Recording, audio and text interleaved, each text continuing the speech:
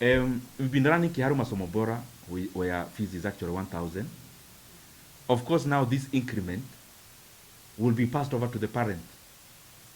We'll just inform them that the government has decided to add them a bigger load because NGCDF can't support that, definitely. So we are just going to pass over as the government wants to pass over to parents, which is disappointing and regrettable. Action to be taken. I know the Association of Parents in Kenya are preparing for what they need to do. And we have to do something as Kenyans. And we will not be doing it for the person who can afford. Those who can afford, well and good, and we wish them well. Whatever action must be taken by those who cannot afford. Those who cannot afford education through the kind of school fees that is being prepared to be added by government are the ones we'll be taking actions for. And I know by next week we'll communicate about that. The other issue about having served as chairman of budget, and I'm talking about government issues, I think the more the reasons, then you should believe me in what I am saying. Because I've been there. It gives me a very good standing and foundation to have known the policies that we had and to have known the policies that are currently there. And I am glad to be playing this role because, as I said the other day, any government that is unbridled in terms of having the power and influence to do anything, they become a monster not just to Kenyans, but even to themselves. Look at this issue we are discussing today. If Kenya had an opposition in parliament, would we be having a government even imagining or contemplating increment of day secondary school fees? That is why we have to do what we are doing for the sake of our country. I started by saying that this issue of ostensibly wanting to increase day secondary school fees is so embarrassing that there is no government official who wants to take responsibility. I have engaged them directly, and they keep on playing hide and seek. However, you can't play those games forever. Now, it reached a time when the day secondary schools had to issue fee structures.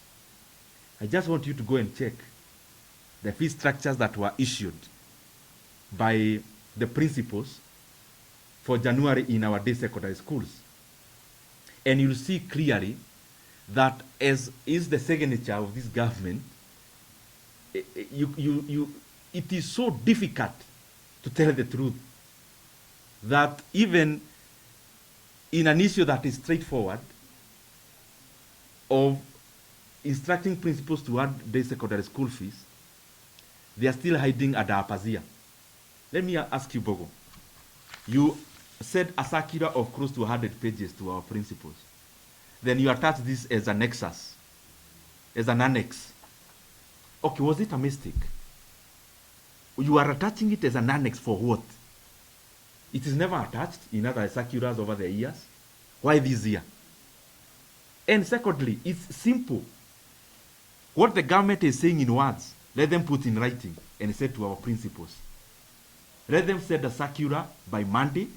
Whatever they are saying in Nairobi in conferences, let them officiate it by putting it in a letterhead and sending an email to our institutions. Then from there, that will be an instruction. The same way they sent this in writing, let them also send the other circular in writing, if indeed they are not running away from this responsibility. And I thought they were testing waters. That's why they were denying it in Nairobi, but implementing in Mashinani. But now January is here. There is nowhere to hide. In terms of JSS, the argument of government that there is no money to confirm the 20,000 JSS interns into permanent and pensionable terms is an incompetent answer to our brothers and sisters.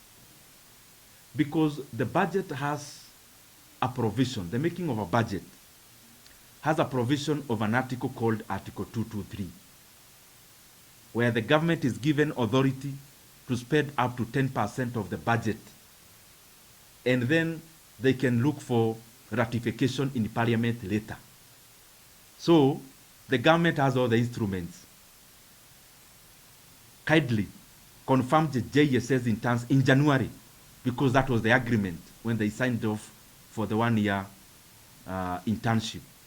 The issue about having money or not is not their problem. Their problem is that they have done their internship and now they deserve to be employed into permanent and pensionable.